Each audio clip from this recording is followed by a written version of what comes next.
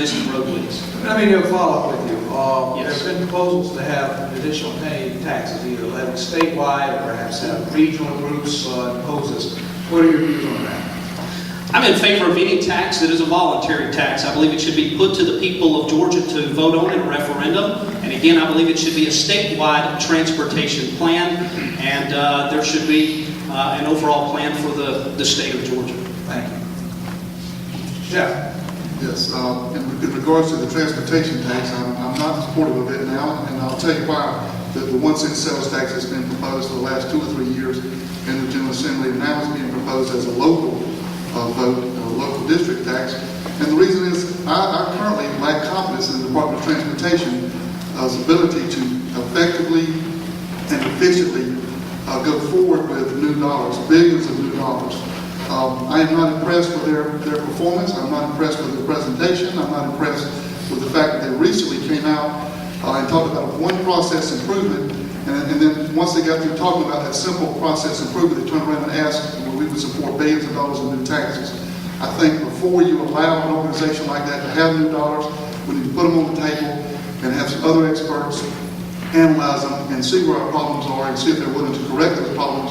And then once that happens, then we can take serious consideration about empowering them with billions of new tax dollars on the people. Okay. Mr. Scott? There are a couple of issues here. At the heart of this issue is whether or not the state should own and operate a transit system. I am not in favor of the state owning and operating a transit system. I think that should be one of the core functions of local government. If as governor I can facilitate agreements between multiple counties, then we will work in that capacity to facilitate the agreements and help those counties pass the legislation that they have passed so that they can have a multi-county transit system. But as your governor, I will not issue hundreds of millions of dollars in bonds for a transit system that the state actually owns and operates. I believe that should be more left to the local governments. As far as the 1 cent sales tax that is before you, last year when we passed the bill in the House that would allow for the 1 cent sales tax vote, we estimated that a 1 cent sales tax at that time would have brought in approximately $25 billion in revenue over the course of 10 years. Today, we believe that 1 cent sales tax in this economy will only generate between $17 and $18 billion. Now, I'm not committed to vote for it or against it, but I will tell you this. If there are unrealistic expectations of what can be done with the sales tax dollars that are projected to be in there, I will vote against it. I will not vote for a bill that has $25 billion worth of projects in it if our revenue estimate should really be closer to the $17 billion. One of the things you can expect from me as your governor is to always set realistic expectations and to always be honest with you about what a tax will or will not generate.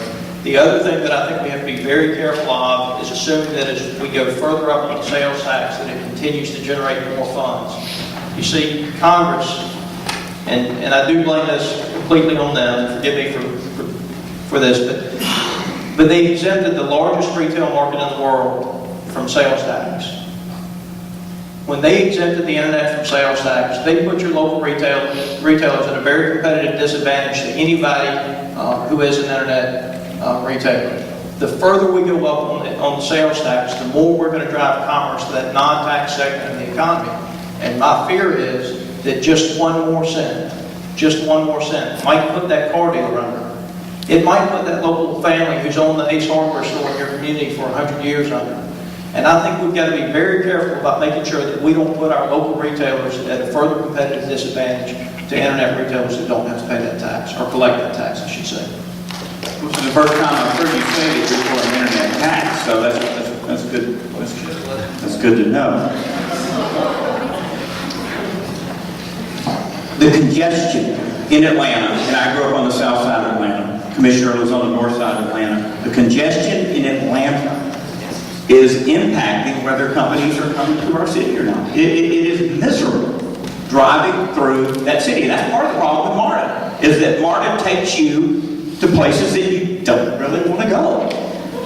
It's a problem. And so we do need to get cars off of the Atlanta freeways. And one of the ways that you can do that is this super highway that we're talking about through West Georgia.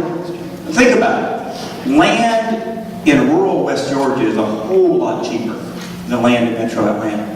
We can take the US 27 roadbed, we can come down through Ringgold, connect through, down the west side, down by Barnesville, connect into just north of Macon. We can get a lot of cars off of our interstates. How many cars we got going around? We got, at any given time, we got 200,000 cars going around 285. Just in a single day, we've got about 236,000 cars coming in from I-85 into downtown Atlanta on any given day. You can look at any of these arteries and it's into the hundreds of thousands. I've got the numbers on all of them. So what happens? What happens with this little superhighway in West Georgia? We take tens of thousands of cars off the highway, out of Atlanta. We improve the quality of life for Atlantans who want to get home, to be able to see that baseball game, to see their children. And we improve the air quality in Atlanta. We fix a lot of things with this superhighway. It is a superhighway, Ray. It is super. And we need to do it. You know how we're going to pay for it? It's going to be a toll highway. We are going to have some tolls under an Oxendine administration. He sees no problem with the toll. We're not going to raise taxes, but we're going to have some tolls. You go to Florida. You've got toll roads everywhere. You've got great roads. You've got many arteries into different places. Everywhere I travel in the country, I was in Austin just a month ago at the RGA. Toll roads all over Austin. No traffic on the toll roads. Get off the toll road, plenty of traffic. We need to take traffic out of Atlanta. It's going to improve quality of life. It's going to bring more jobs, and more jobs is going to fix our budget. We've got to have people making more money. We've got to have more money in our state to be able to solve the problem. Okay? All right, so transportation is one thing which might discourage the industry which is thinking about coming to Georgia. Another might be the state of our education system. What is John Oxendine's position in terms of improving the quality of Georgia's education system? What about K-12? Well, we do have a problem because states with the top SAT scores: Iowa, Wisconsin, Minnesota, and Missouri. 1, 2, 3, 4. Let me give you the bottom rung.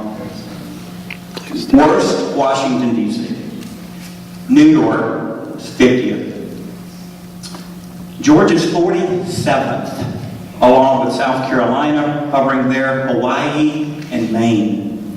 Look, these Democrats got up here a while ago and acted like vouchers were the boogeyman of the worst thing that could ever come to the planet. Georgia is 47th in SAT scores. Y'all, we have a problem. The Democrats had control of the state for a long time, and they did not fix this. And we need, and John Oxendine talks about this all the time, we need the money to follow the kids. We need to be committed to seeing that children get the best education possible. It's going to inject more competition in the marketplace, and competition's good. We don't apologize for that. We think competition's good, and we believe we need to get these SAT scores up. We know, as I mentioned in my introductory comments, that there's a direct correlation, positive correlation between education and the amount of income that you make. This is where North Carolina has put us to shame. North Carolina, they have been able to get their people better educated, get a better tax base, and they're doing more stuff than we are. And we simply have to catch up with them. North Carolina Education Plan, Lloyd Barnes platform. Well, first of all, let me say, I think you're much more articulate than John is on the superhighway.